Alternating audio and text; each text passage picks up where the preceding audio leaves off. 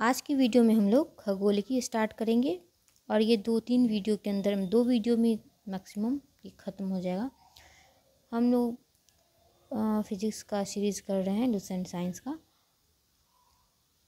तो चलिए पढ़ना स्टार्ट करते हैं। खगोलिकी में खगोलिकी का विकास पहला टॉपिक है और इसमें क्या होता है, तो खगोलिकी या खगोल विज्ञान एस्ट्रोनॉमी आकाशीय पिंडों, उनकी बनावट, परिमाण और गति का अध्ययन करने वाला विज्ञान खगोलिकी या खगोल विज्ञान कहलाता है। तो आकाशीय पिंडों और उसकी बनावट, परिमाण और गति का जो अध्ययन करते हैं उसको क्या कहते हैं, उस विज्ञान को कहते हैं खगोलिकी या खगोल विज्ञान एस्ट्रोनॉमी। खगोलिकी की शाखाएं हैं, ब्रांचेस ऑफ एस्ट्रोनॉमी है खगोल भौतिकी, एस्ट्रोफिजिक्स, एस्ट्रोनॉमी प्लस फिजिक्स, और खगोल गतिकी है एस्ट्रोडायनेमिक्स, खगोल जैविकी है एस्ट्रोबायोलॉजी आदि। विश्व का ब्रह्मांड, यूनिवर्स और कॉस्मोस, पृथ्वी, अंतरिक्ष तथा उसमें उपस्थित सभी खगोलीय पिंडों, आकाशगंगा या मंदाकिनी, तारे आदि को समग्र रूप से विश्व का ब्रह्मांड कहते हैं। तो विश्व या ब्रह्मांड में क्या क्या आता है, पृथ्वी, अंतरिक्ष तथा उसमें उपस्थित सभी खगोलीय पिंड, जिसमें हो जाते हैं खगोलीय पिंड में आकाशगंगा या मंदाकिनी, तारे आदि को समग्र रूप से विश्व या ब्रह्मांड कहते हैं। ब्रह्मांड से उस संबंधित अध्ययन को ब्रह्मांड विज्ञान, कॉस्मोलॉजी कहते हैं।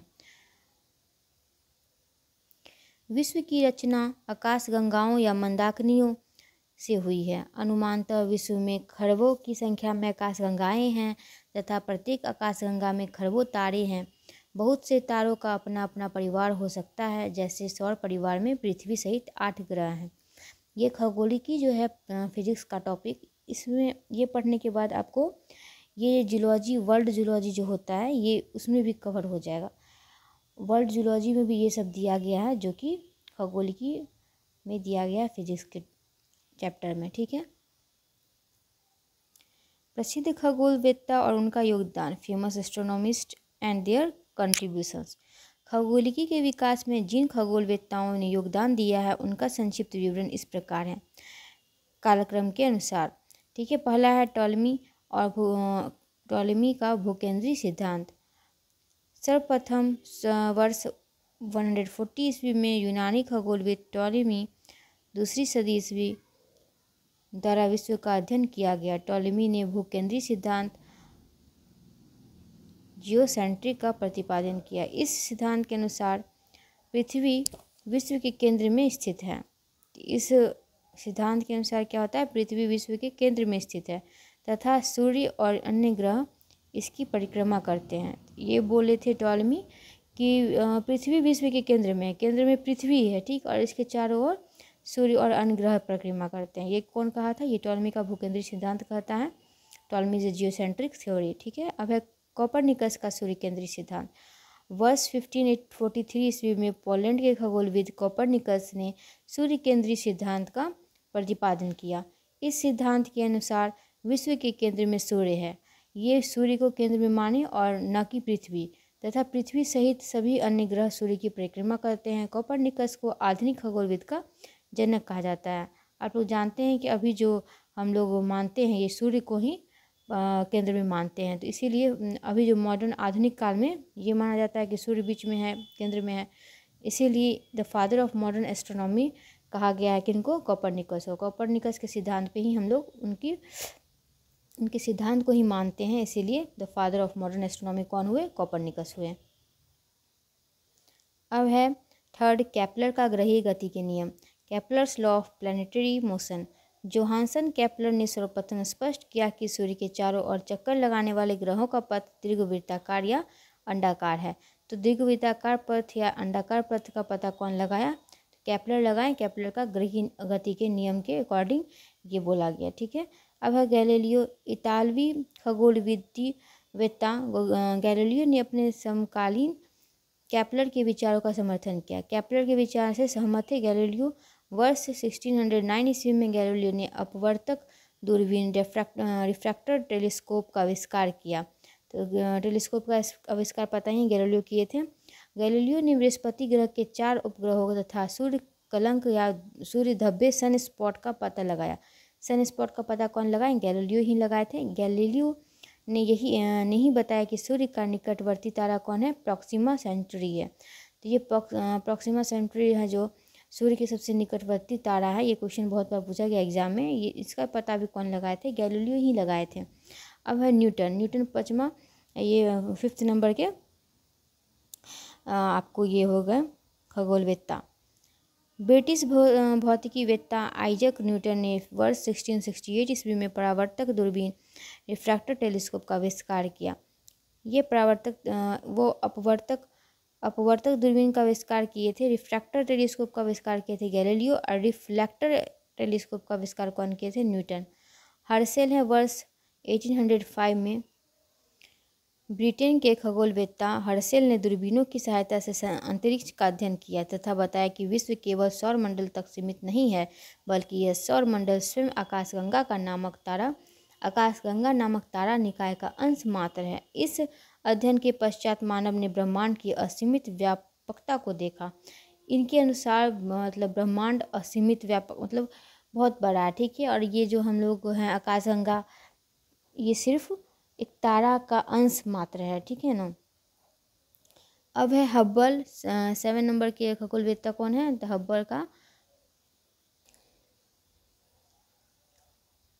हब्बल का आकाशगंगाओं की प्रतिसरण का नियम, Hubble's law of recession of galaxies.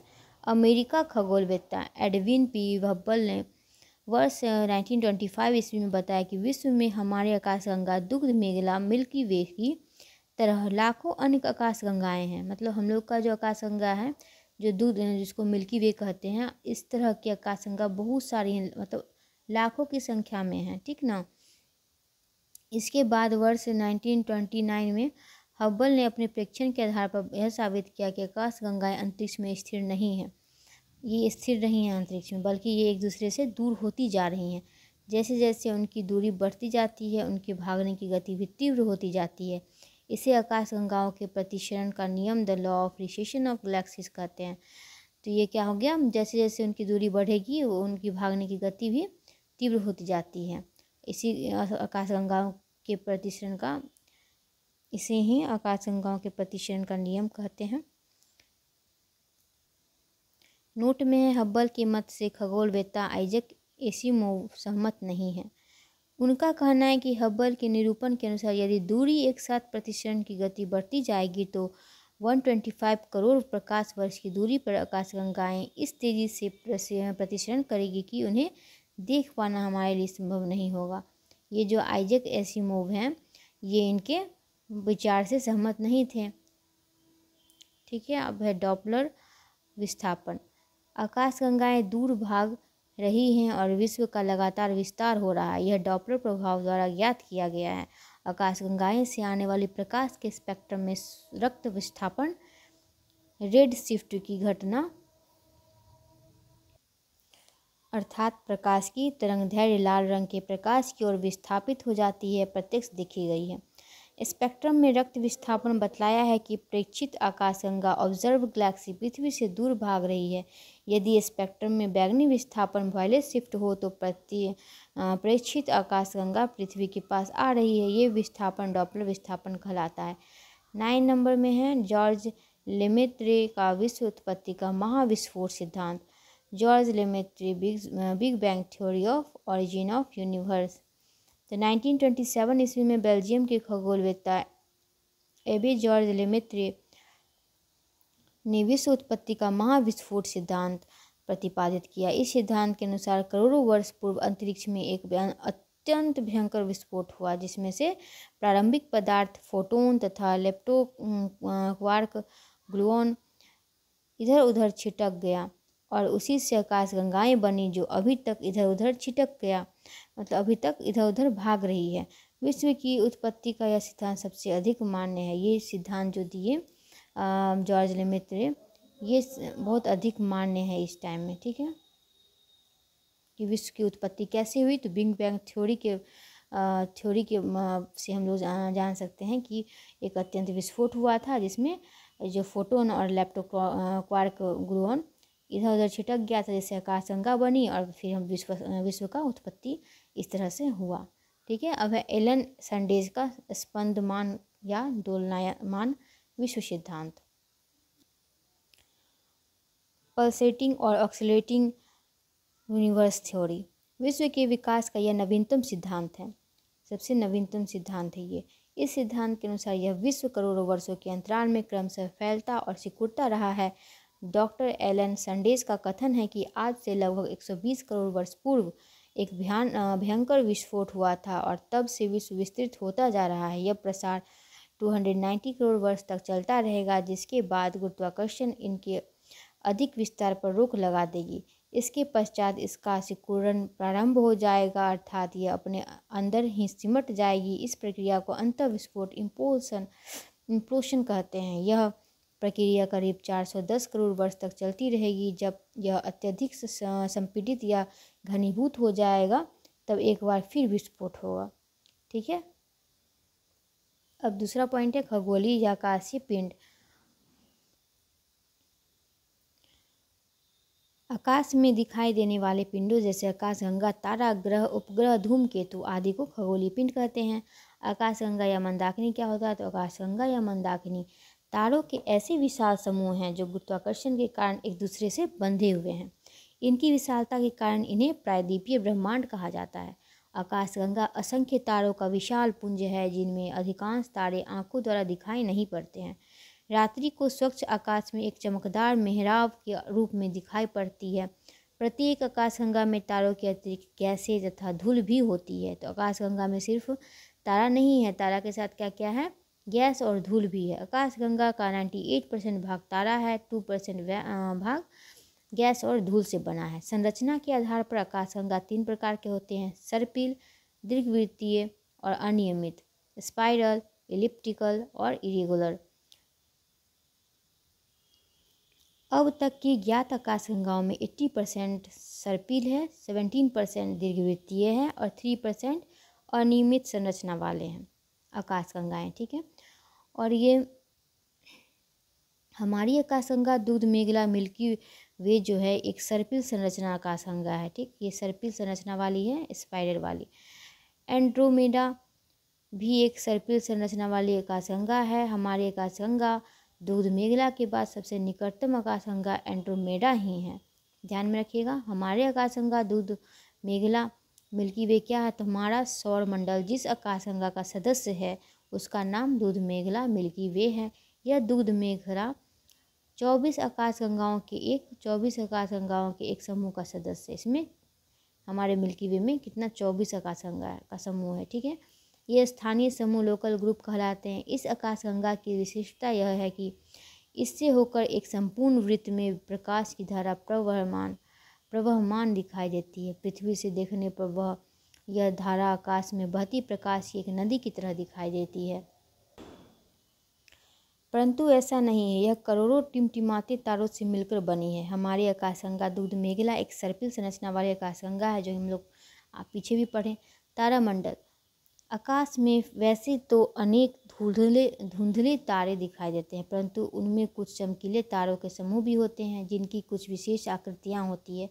इन्हें ही तारामंडल कहते हैं। इनके नाम पर आकृतियों के नाम पर रखे गए हैं जिनके समान इन तारा समूहों की रचना होती है। प्रमुख तारामंडल है सप्तर्षि या सप्तऋषि, उसके बाद है ध्रुव मत्स्य, उसके बाद है ओरियन, उसके बाद है ड्रैको, फिर सिंगनस, फिर है हरकुलिन, हाइड्रा, सेंटोरस आदि। अभी तक 89 तारामंडलों की पहचान की गई है। कितने तारामंडल की? 89। इनमें सबसे बड़ा तारामंडल कौन है? सेंटोरस है, जिनमें 94 तारे हैं। हाइड्रा में कम से कम 68 तारे हैं। तारे या नक्षत्र, तारे वे विशाल आकाशीय पिंड हैं जिनके पास अपना प्रकाश होता है। जैसे सूर्य एक तारा है। भार के तो सूर्य क्या है? एक तारा है। भार के अनुपात में तारों में 70% hydrogen, 28% helium, 1.5% carbon, nitrogen 1 neon तथा 0.5 लौह व अन्य भारी तत्व होते हैं। तारे गुच्छों का निर्माण करते हैं। खगोल में ऐसे तारे अपवाद हैं जो अलग थलग अकेले पड़े हों। ऐसे तारों की संख्या तारों की कुल संख्या के 25% से अधिक नहीं है। युग्म तारों बाइनरी स्टार्स की संख्या लगभग 33% है, तो जैसे ज्येष्ठा में 2 तारे हैं। शेष 42% बहुसंख्यक तारे हैं, जैसे अल्का सेंटोरी में 3 तारे एवं मिथुन में 6 तारे हैं। विश्व में भिन्न भिन्न आयु के अरबों तारे हैं। इनमें से कुछ वयस्क हैं, कुछ हमारे सूर्य की भांति मध्यम आयु के हैं तथा कुछ अपनी मृत्यु के बहुत निकट हैं। तारे पैदा होते हैं, ऊर्जा उत्सर्जित करते हैं, वह विकास करते हैं एवं अंत में स्वतः मर भी जाते हैं। ठीक है, तारे का जन्म और विकास कैसे होता है? तो किसी तारे का जीवन काल आकाशगंगा में हाइड्रोजन तथा हीलियम गैसों के संघनन से प्राप्त होता है, जो अंततः छोटे छोटे घने बादलों के रूप में धारण कर लेते हैं। ये बादल स्वयं के गुरुत्वाकर्षण के कारण सिकुड़ता चला जाता है और एक प्रक्रिया शुरू हो जाती है जो गैसों के इस विशाल बादल को तारों में परिवर्तित कर देती है। यह सिकुड़ता हुआ घना गैस पिंड आदि तारा या आदि तारा कहलाता है। आदि तारे के सिकुड़न पर गैसों के बादल में परमाणुओं की परस्पर टक्करों की संख्या बढ़ जाती है, जिससे उसका ताप बढ़ जाता है। सिकुड़ने की प्रक्रिया लगभग 1 अरब वर्ष तक चलती रहती है। इस दौरान आंतरिक ताप अत्यधिक बढ़ जाता है। इस अत्यधिक उच्च ताप पर हाइड्रोजन के नाभिक नाभिकीय संलयन अभिक्रिया द्वारा संलयित होकर हीलियम के नाभिक बनाने लगते हैं। इससे अंदर का ताप तथा दाब अधिक बढ़ जाता है। अब तारे के जीवन का अंतिम चरण क्या होता है? Final stage of stars life. जब तारों में हाइड्रोजन कम हो जाती है तो इसकी बाहरी सतह फूलने लगता है और वह लाल हो जाता है। यह तारे के अंतिम समय की पहली निशानी है। ऐसे तारे को लाल दानव रेड गैंट कहते हैं। हमारा सूर्य आगामी 5 अरब वर्षों में ऐसा ही लाल दानव बन जाएगा, ऐसी संभावना है।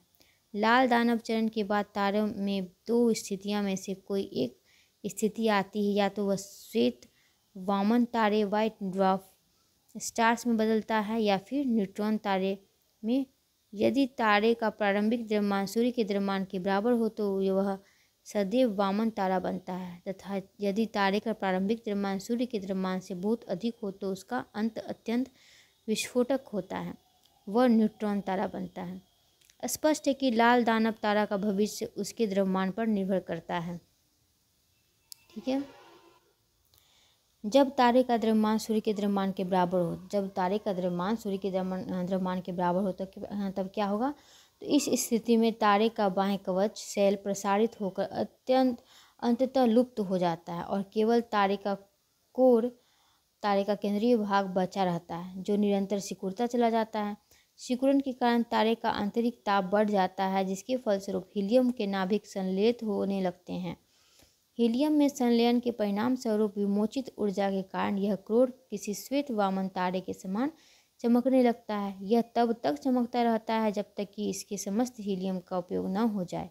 हीलियम के चुक जाने के बाद यह कृष्ण वामन तारा ब्लैक ड्वार्फ स्टार बन जाता है। वह अत्यधिक घनत्व के पदार्थ के रूप में गहन अंतरिक्ष में लुप्त हो जाता है।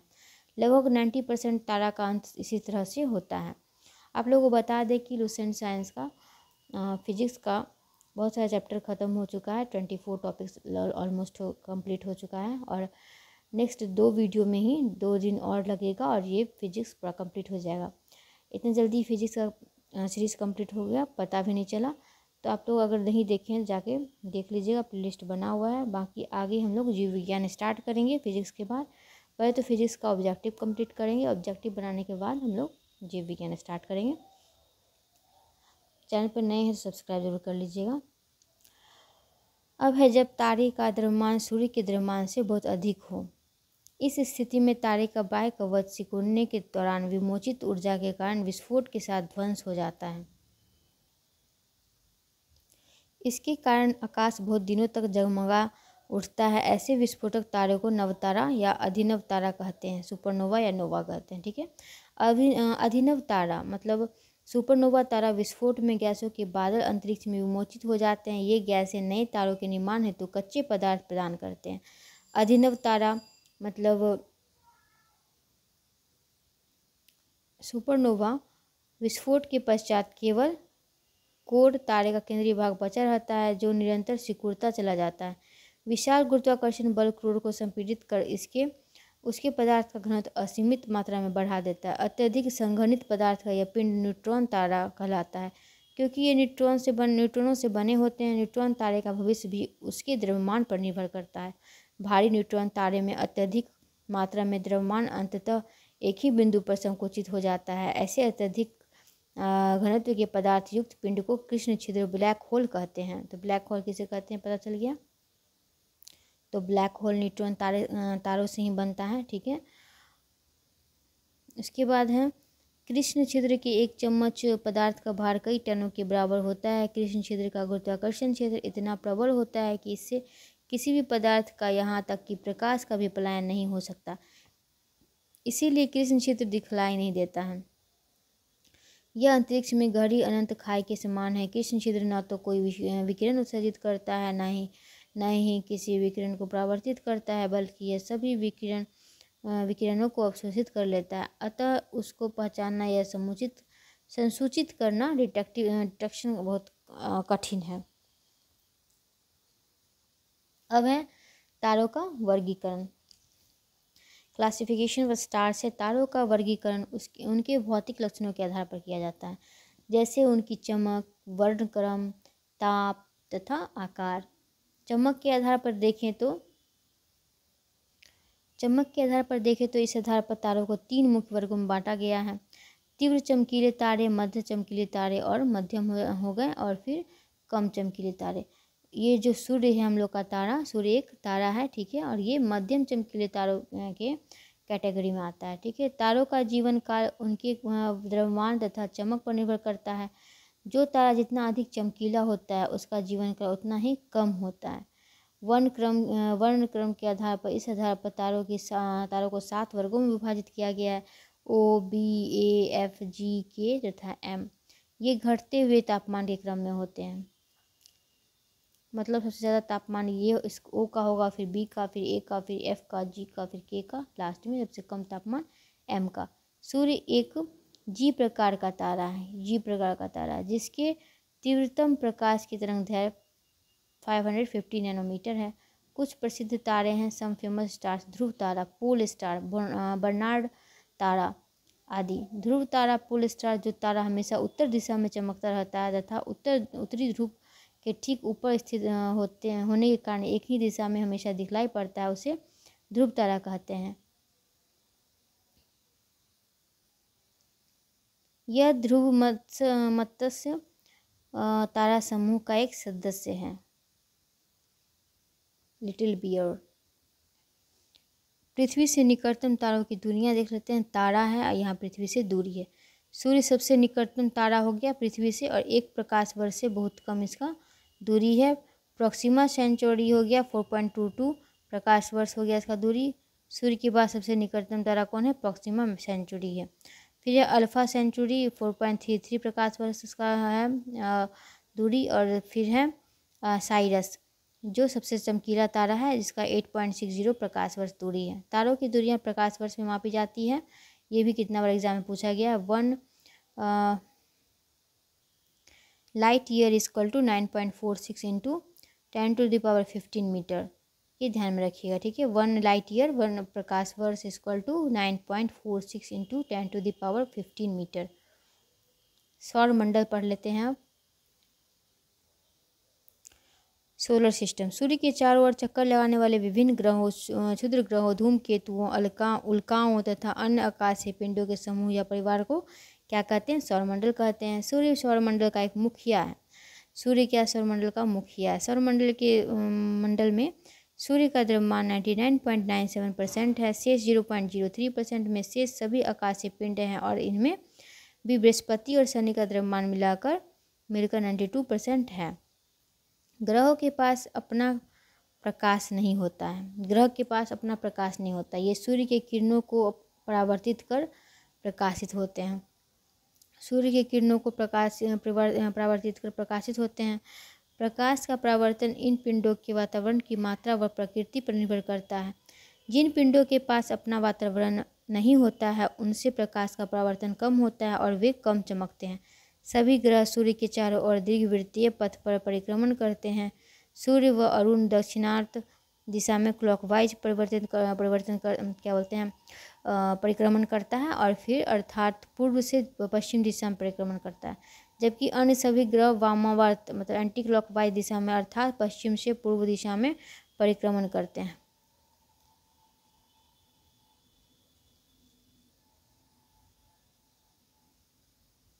सूर्य व ग्रहों के बीच का गुरुत्वाकर्षण बल इन्हें परिक्रमण करने देता है।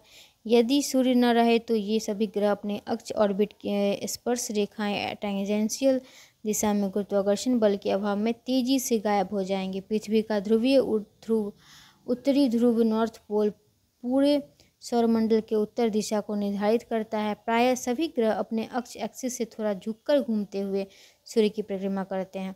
इन ग्रहों को दो भागों में विभाजित किया गया है, आंतरिक ग्रह या पार्थिव ग्रह तथा बाह्य ग्रह या बृहस्पति ग्रह। आंतरिक ग्रह हो जाता है या पार्थिव ग्रह क्या किसको कहते हैं, इनर प्लैनेट्स और टेरेस्ट्रियल प्लैनेट्स। आंतरिक ग्रह में बुध शुक्र पृथ्वी और मंगल को शामिल किया जाता है। ये दोनों बुध शुक्र पृथ्वी और मंगल को आंतरिक ग्रह के अंतर्गत रखा जाता है। आंतरिक ग्रह अपेक्षाकृत छोटे व अधिक घने होते हैं। इनमें पृथ्वी सबसे बड़ी और अधिक घनी है। सभी आंतरिक ग्रह चट्टानों व धातुओं से बने हैं। इन्हें पार्थिव ग्रह टेरेस्ट्रियल प्लैनेट्स भी कहा जाता है क्योंकि ये पृथ्वी के सदृश हैं। पृथ्वी के सदृश मतलब पृथ्वी के समान हैं। अब है बाह्य ग्रह या बृहस्पति ग्रह, बृहस्पतीय ग्रह, आउटर प्लैनेट्स और जोवियन प्लैनेट्स। बाह्य ग्रह में बृहस्पति, शनि, अरुण, वरुण शामिल किया जाता है। ये चारों बाह्य ग्रह आकार में बहुत बड़े हो और इनका बड़ा उपग्रहीय परिवार है। ये ग्रह अपेक्षाकृत बड़े और कम घने हैं। ये प्रायः हाइड्रोजन, हीलियम, अमोनिया व मीथेन गैस से बने हैं।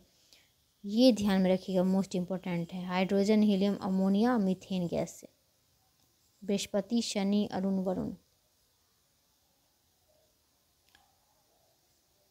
इन्हें बृहस्पति या बृहस्पति ग्रह भी कहा जाता है क्योंकि ये बृहस्पति जुपिटर के सदृश हैं, मतलब ये बृहस्पति के समान हैं, इसीलिए ग्रीक शब्द जोवा मतलब जुपिटर। ठीक है। सूर्य पर रहते हैं। सूर्य सौरमंडल का हृदय स्थल है। यह जीवों के शक्ति का स्रोत है। हमारे आकाशगंगा दूध मेघला के केंद्र से सूर्य की अनुमानित दूरी कितना है, 32,000 वर्ग प्रकाश वर्ष है। यह 250 किलोमीटर पर सेकेंड की गति से आकाशगंगा दूध मेघला के केंद्र के चारों ओर परिक्रमा करता है। इसका परिक्रमण काल 25 करोड़ वर्ष है।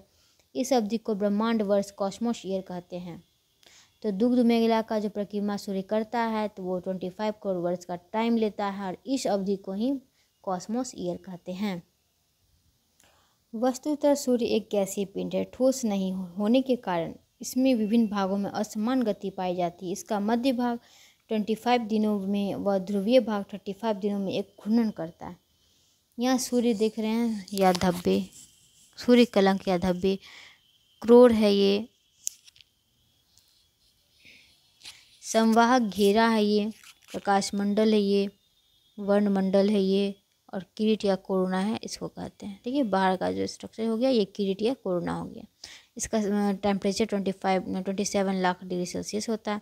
अब इसके बारे में पढ़ लेते हैं सबके बारे में। अब है सूर्य निम्नलिखित स्तरों से मिलकर बना होता है।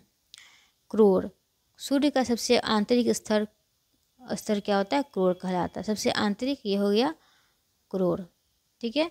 यह नाभिकीय भट्टी के समान है। यहाँ ऊर्जा उत्पन्न होती है। यहीं पर ऊर्जा क्रोर में ही क्रोड बोलिए या कोर बोलिए, इंग्लिश में कोर होता है, हिंदी में क्रोड बोलते हैं। तो इसमें ही मतलब ऊर्जा का उत्पादन होता है आपको क्रोड में। अन्य तारों की तरह सूर्य भी मुख्य रूप से हाइड्रोजन से भरा है। क्रोड में नाभिकीय अभिक्रियाएं न्यूक्लियर रिएक्शन के कारण हाइड्रोजन परमाणु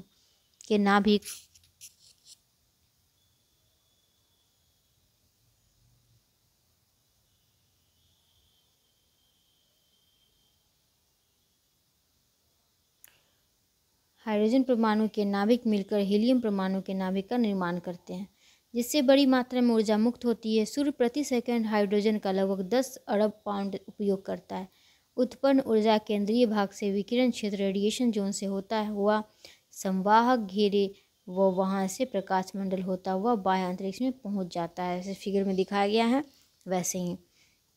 संवहन घेरा क्या होता है, क्रोड के ठीक ऊपर ठीक है। क्रोड के ठीक ऊपर क्या था, संवहन घेरा कहलाता है। इस स्तर द्वारा क्रोड में बने ऊर्जा का संवहन कन्वेंशन होता है, मतलब संरक्षण करता है या कन्वेंशन करता है उसको, क्रोड को। संवाहक घेरा। प्रकाश मंडल फोटोस्फीयर क्या है, सूर्य का ऊपरी सतह जो दिखाई देता है प्रकाश मंडल कहलाता है। फिगर में बताए थे, दिखाए थे यहीं पे। और इसी तरह से किरणों का विकिरण होती है, इसी सतह से क्या हो जाएगा, प्रकाश मंडल से ही किरणों का विकिरण होगा। इसी से सूर्य का व्यास डायमीटर निर्धारित होता है। सूर्य का व्यास डायमीटर जो है ये कोर से लेके और यहाँ तक तो आपको प्रकाश मंडल तक में निर्धारित होता है। सौर वायुमंडल है। सौर वायुमंडल में आपको सौर वायुमंडल के भी कई सतह स्तर होते हैं, वर्णमंडल, क्रोमोस्फीयर और किरीट या कोरोना। ये सौर वायुमंडल का ही भाग है जो आपको फिगर में दिखाया गया है, वर्णमंडल और किरीट या कोरोना। तो ये वर्णमंडल पर क्या होता है, तो प्रकाश मंडल के ऊपर का स्तर जो होता है ये हो जाता है वर्णमंडल। ये रिक्तिम वर्णमंडल होता है। यह स्तर मुख्य रूप से हाइड्रोजन गैस से बना होता है। यह पूर्ण सूर्य ग्रहण के समय प्रकाश मंडल के किनारे पर एक चमकीली गुलाबी दमक के समान दिखाई देता है। ये कब दिखाई देता है, जब सूर्य ग्रहण होता है, पूर्ण सूर्य ग्रहण जब होता है उसके समय जब प्रकाश मंडल के किनारों पर एक चमकीली गुलाबी दमक के समान दिखाई देता है। क्या दिखाई देता है, क्रोमोस्फीयर। किरीट या कोरोना वर्णमंडल स्तर के पीछे सूर्य का प्रभामंडल युक्त किरीट या कोरोना होता है। अंतरिक्ष में सबसे बाहरी परत होता है, ठीक है, इसका सूर्य का। अंतरिक्ष में बहुत दूर तक फैला किरीट या कोरोना एक्स किरण विकिरण करने की क्षमता रखता है। ये एक्स किरण को विकिरण करता है। यह स्तर भी सूर्य ग्रहण के समय ही देखा जा सकता है। ये जो सौर वायुमंडल का जो दो भाग था आपको, वर्णमंडल और किरीट या कोरोना, ये दोनों सूर्य ग्रहण के टाइम में ही देखने को मिलता है। सूर्य ग्रहण के समय जब प्रकाश मंडल पूर्णतः ढक जाता है तो सूर्य किरीट या कोरोना दिखाई देता है। अन्य समय पर प्रकीर्णन सूर्य प्रकाश के कारण किरीट या कोरोना दिखलाई नहीं देता है। सूर्य कलंक या सूर्य धब्बे क्या है, सनस्पॉट क्या है। सूर्य की सतह पर कुछ काले धब्बे दिखलाई देते हैं। ये वास्तव में धब्बे नहीं हैं बल्कि सूर्य के चारों ओर चलती हुई गैसों के खोल हैं, जिनका तापमान आसपास के तापमान से 1500 डिग्री सेल्सियस कम होता है, जिसके कारण ये धब्बेदार लगते हैं। ये धब्बे 1 या 2 दिनों से लेकर 2-3 महीनों तक दिखलाई देते हैं। जब सूर्य में धब्बा दिखलाई देता है उस समय पृथ्वी पर चुंबकीय झंझावाट, मैग्नेटिक स्टॉर्म्स उत्पन्न होते हैं। इससे तार, रेडियो, टीवी आदि बिजली से चलने वाली मशीनों में गड़बड़ी उत्पन्न हो जाती है। चुंबक के सुई की दिशा बदल जाती है तथा नाविकों की दिशा भ्रमण हो जाता है। सूर्य धब्बों का एक पूरा चक्कर 22 वर्षों का होता है, जिसे सूर्य धब्बा चक्र सनस्पॉट साइकिल कहते हैं। पहले 11 वर्ष तक यह धब्बा बढ़ता है, जिसके बाद 11 वर्ष तक यह धब्बा घटता है। इस चक्र के कारण सूर्य के चुंबकीय प्रदेश बदलते रहते हैं। अब यहाँ है महत्वपूर्ण तथ्य। परिक्रमण काल 25 करोड़ वर्ष औसत चाल से लगभग एक वृत्तीय पथ में 25, ये परिक्रमण काल है सूर्य का, ठीक है ना। ये है 25 करोड़ वर्ष।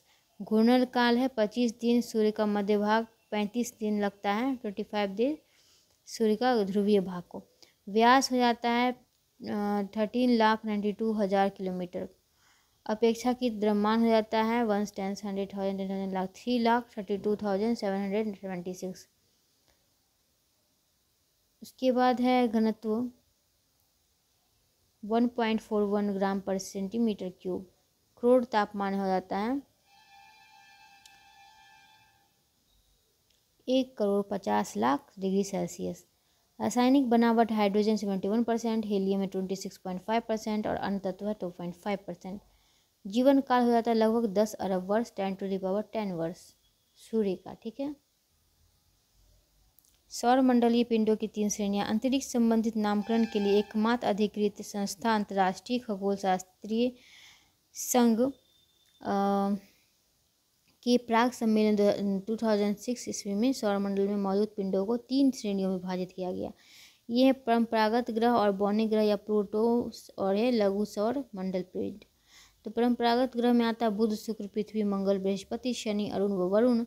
और बौने ग्रह या प्लूटोन्स में आता है प्लूटो, चेरॉन में सेरेस व जेना, ठीक है। लघु सौर मंडल पिंड में आता है क्षुद्र ग्रह, धूमकेतु या पुच्छल तारा, उल्का उपग्रह व अन्य छोटे खगोलीय पिंड। अब है परंपरागत ग्रह किसे कहते हैं, ये पढ़ लेते हैं हम लोग। अंतर्राष्ट्रीय खगोल शास्त्रीय संघ IAU के नवीनतम परिभाषा के अनुसार ग्रह वे खगोलीय पिंड है जो निम्नलिखित 3 शर्तों को पूरा करते हैं। ग्रह ये 3 शर्त जो पूरा कर लेगा उसी को इस ग्रह की कैटेगरी में रखा जाएगा। ठीक है, ये शर्त क्या है? पहला है सूर्य की परिक्रमा करते हो। अगर कोई भी ग्रह है, ग्रह उसको क्यों कह रहे हैं, वो सूर्य का परिक्रमा जरूर कर रहा होगा। दूसरा है उनका द्रव्यमान कम से कम इतना हो कि उनके अपने गुरुत्वाकर्षण के कारण उसका आकार लगभग गोल हो गया हो, ये भी है। फिर है कंडीशन, और ये है वह अपने पड़ोसी पिंडों की कक्षा को नहीं लांघता हो। ठीक है, उपयुक्त परिभाषा के आधार पर आधुनिक खगोलविदों ने प्लूटो यम को की ग्रह के रूप में चली आ रही मान्यता को समाप्त कर दिया है, जिसमें ग्रहों की संख्या 9 से घटकर 8 हो गई है। प्लूटो को अब बौने ग्रह ड्वार्फ श्रेणी में रखा गया है। ठीक है, प्राग सम्मेलन के बारे में यहाँ पर दिया गया है, पढ़ लेते हैं। सौरमंडल में ग्रहों की नवीन परिभाषा देने के लिए 15 से 25 अगस्त 2006 को चेक गणराज्य की राजधानी प्राग में एक सम्मेलन आयोजित किया गया, जिसे प्राग सम्मेलन कहा गया। इस सम्मेलन में कुल 75 देशों में 2500 से अधिक खगोलविदों ने भाग लिया। सम्मेलन में प्लूटो को खगोलविदों ने ग्रहों की बिरादरी में बेदखल कर दिया, जिससे ग्रहों की संख्या 9 से घटकर 8 रह गई। प्लूटो को 3 अन्य खगोलीय पिंडों चेरॉन, सेरेस तथा जेना 2003 UB 313 के साथ बौने ग्रह की श्रेणी में रखा गया।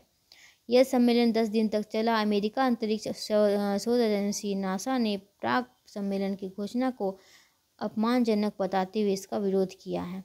नासा प्राग सम्मेलन का विरोध किया है। ठीक है, ग्रह के लिए प्रयुक्त होने वाले अंग्रेजी शब्द प्लैनेट ग्रीक शब्द प्लैनेट्स से बना है। प्लैनेट्स का अर्थ है घुमक्कर, यायावर, वेंडरेर।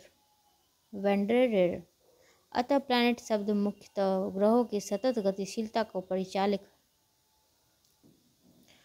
आकाश में सभी ग्रह अपनी स्थिति बदलते रहते हैं, जिसके कारण ये आकाश में बहुत कम दिखाई पड़ते हैं और कभी कभी गायब भी हो जाते हैं।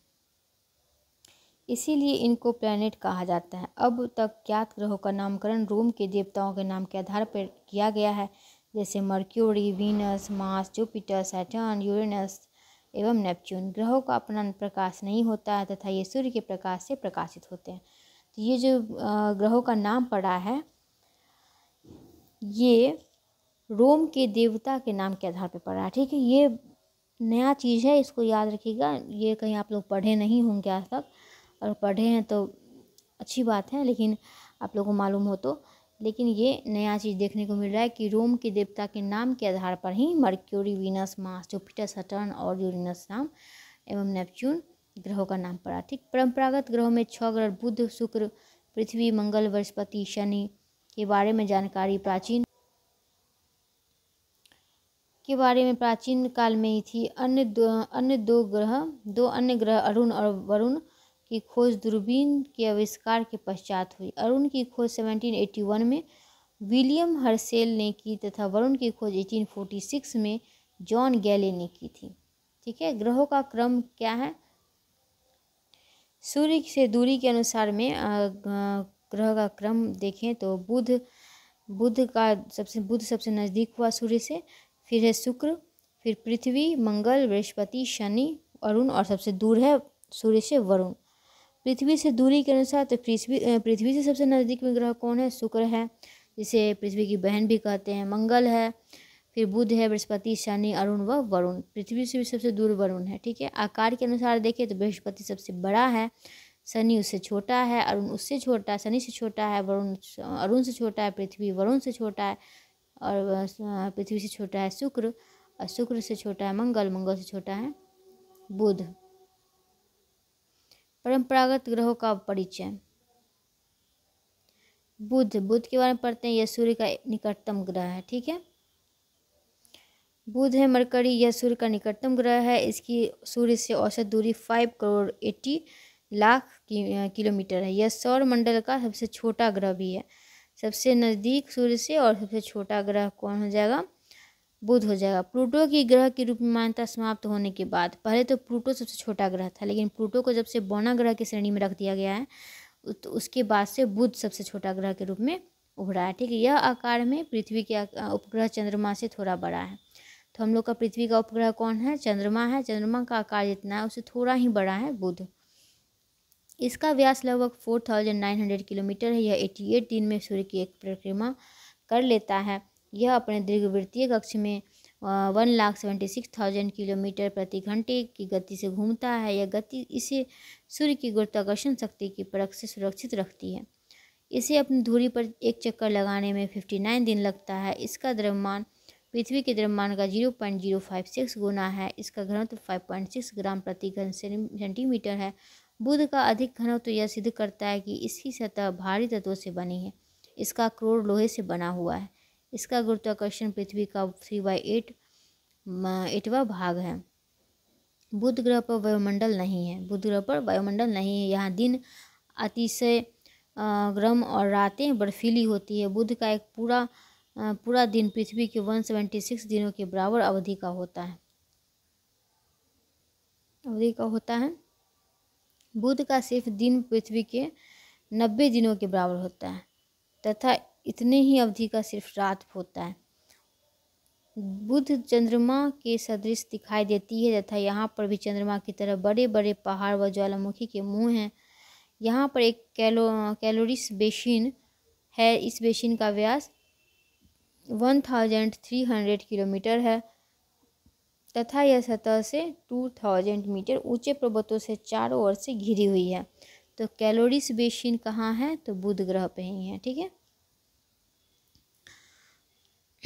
बुध ग्रह का कोई उपग्रह नहीं है। अब है शुक्र पढ़ते हैं, वेनस। बुध के बाद यह सूर्य का निकटतम ग्रह है। इसके सूर्य से औसत दूरी 10 करोड़ 82 लाख किलोमीटर है। यह आकार और भार में पृथ्वी के लगभग बराबर है। इसीलिए इसे पृथ्वी की बहिन अर्थ सिस्टर तथा पृथ्वी का जुड़वा अर्थ ट्विन भी कहा जाता है। इसे अपनी धुरी पर एक चक्कर लगाने में 243 दिन लगता है। यह अरुण यूरेनस की भांति पृथ्वी की विपरीत दिशा में अर्थात पूर्व से पश्चिम दिशा में घूर्णन करती है। इसका द्रव्यमान पृथ्वी के द्रव्यमान का 0.815 गुना है। इसका घनत्व 5.2 ग्राम प्रति घन सेंटीमीटर है। सूर्य ग्रह गर्म और तपता हुआ ग्रह है। यह सूर्य और चंद्रमा को छोड़कर सबसे चमकीला दिखलाई देता है। इसके चारों ओर सल्फ्यूरिक एसिड के जमे हुए बादल हैं जो शुक्र के धरातल से 80 किलोमीटर ऊंचाई पर हरदम छाए रहते हैं। ये बादल शुक्र पर पड़ने वाले सूर्य की अधिकांश किरणों को परावर्तित कर देते हैं। शुक्र ग्रह का अधिकतम भाग घुमावदार मैदानों से ढका है तथा इस ग्रह पर कुछ जीवित ज्वालामुखी भी है।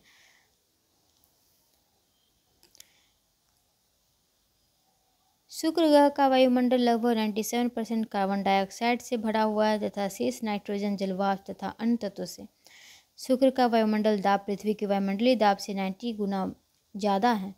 प्रातः पूर्वी आकाश में एवं सायं पश्चिमी आकाश में दिखलाई पड़ने के कारण इसे क्रमशः भोर का तारा तथा सांझ का तारा कहते हैं। तो शाम के टाइम में जो पश्चिम साइड में जो आपको एक तारा दिखता होगा, चमकीला तारा, वो कौन है? शुक्र ही है।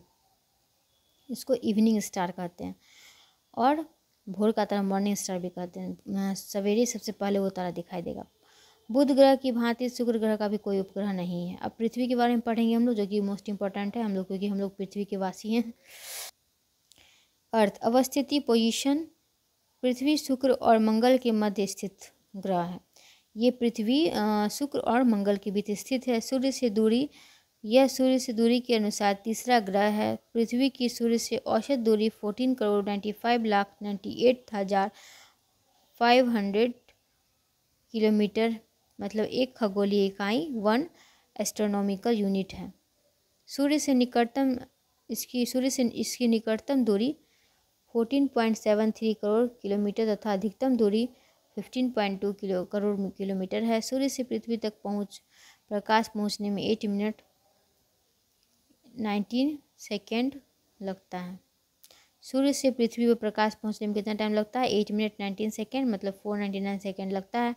आकार के अनुसार यह 5वां सबसे बड़ा तथा चौथा सबसे छोटा ग्रह है। प्लूटो की ग्रह के रूप में मान्यता समाप्त होने के बाद इसका औसत व्यास लगभग 12,740 किलोमीटर है। इसका विषुवतीय रेखीय व्यास 12,756 किलोमीटर तथा ध्रुवीय व्यास 12,714 किलोमीटर है। आकृति सामान्यतः पृथ्वी की आकृति गोलाकार है, किंतु यह ध्रुव पर कुछ चिपटा तथा विषुवत रेखा पर कुछ फूला हुआ है। पृथ्वी की इस लगभग गोलाकार आकृति को लक्षवक्ष, गोलाभ, ऑब्लेट, स्फेरॉइड, एलिप्सॉइड, जियोइड कहा जाता है। ये सब में से कोई भी ऑप्शन हो तो ये टिक लगाइएगा। पृथ्वी के आकार के बारे में पूछे, आकृति के बारे में तो परिक्रमण रेवोल्यूशन होता है वार्षिक गति। यह सूर्य की परिक्रमा 1,07,160 किलोमीटर प्रति सेकंड घंटे की गति से 365 दिन 5 घंटे 48 मिनट में 45.51 सेकेंड या 365.25636 दिन या 365 1/4 दिन में पूरा करती है। पृथ्वी अपने अक्ष पर सूर्य के परितः एक दीर्घवृत्तीय या अंडाकार मार्ग इलिप्टिकल पाथ पर चक्कर काटती है। पृथ्वी अपने अक्ष पर 16.1/2 डिग्री झुकी हुई है, मतलब 66.6, और परिक्रमण के कारण पृथ्वी पर ऋतु परिवर्तित होता है। परिक्रमण के कारण ही ऋतु परिवर्तन होता है पृथ्वी पर। यदि पृथ्वी अपनी परिभ्रमण या परिक्रमण आपको एग्जाम में पूछ सकता है। जो पृथ्वी पर जो ऋतु चेंज होता है, ऋतु का ग्रीष्म ऋतु, शरद ऋतु, ये सब आता है, ऋतु का जो मौसम चेंज होते रहता है, तो वो किस कारण से होता है। ऑप्शन में आपको दे देगा परिभ्रमण काल, परिक्रमण काल। तो परिभ्रमण से कन्फ्यूज मत हो जाइएगा, परिभ्रमण नहीं होगा, परिक्रमण ही होगा, ठीक है। यदि पृथ्वी अपनी कक्ष पर परिक्रमण बंद कर दे तो पृथ्वी के आधा भाग पर सदैव एक ऋतु तथा शेष आधा भाग पर सदैव दूसरा ऋतु रहेगा। घूर्णन रोटेशन या दैनिक गति पृथ्वी अपने अक्ष पर धुरी एक्सिस पर पश्चिम से पूर्व की ओर से 1610 किलोमीटर प्रति घंटा की गति से 23 घंटे 56 मिनट 4.091 सेकेंड में एक पूरा चक्कर काटती है। पृथ्वी अपने अक्ष पर 23 डिग्री 26 मिनट 59 सेकेंड लगभग 23.5 अक्षांश झुकी हुई है। घूर्णन के कारण पृथ्वी पर दिन रात होता है और घूर्णन के कारण दिन रात होता है। यदि पृथ्वी अपने अक्ष पर घूर्णन बंद कर दे तो पृथ्वी का आधा भाग सदैव प्रकाश में रहेगा तथा वे शेष आधा भाग सदैव अंधकार में।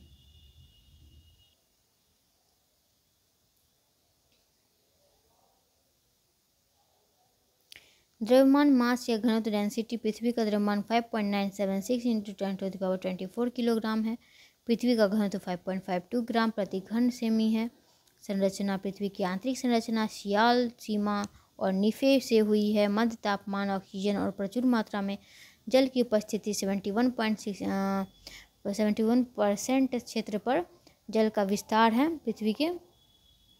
उसके बाद इसी के कारण पृथ्वी सौरमंडल का अकेला ऐसा ग्रह है जहाँ जीवन है। पृथ्वी को नीला ग्रह भी कहा जाता है क्योंकि अंतरिक्ष से यह नीला दिखलाई पड़ता है। नीला दिखने का कारण है जल, क्योंकि यहाँ 71% जल ही है, इसीलिए अंतरिक्ष में से ये नीला दिखाई पड़ता है। अब है वायुमंडल, एटमॉस्फेयर। हम लोग यहाँ से नेक्स्ट वीडियो में पढ़ेंगे, ठीक है। आज के लिए बस इतना ही रहने दीजिए क्योंकि वीडियो लंबा हो जाएगा नहीं तो। उसके बाद अगर वीडियो अच्छा लगे तो थोड़ा भी यूज़फुल आपको लगा हो तो लाइक सब्सक्राइब कर लीजिएगा मेरे चैनल को, ताकि नेक्स्ट वीडियो का नोटिफिकेशन मिलता रहे आप लोगों को। Thanks for watching, keep smiling, keep learning.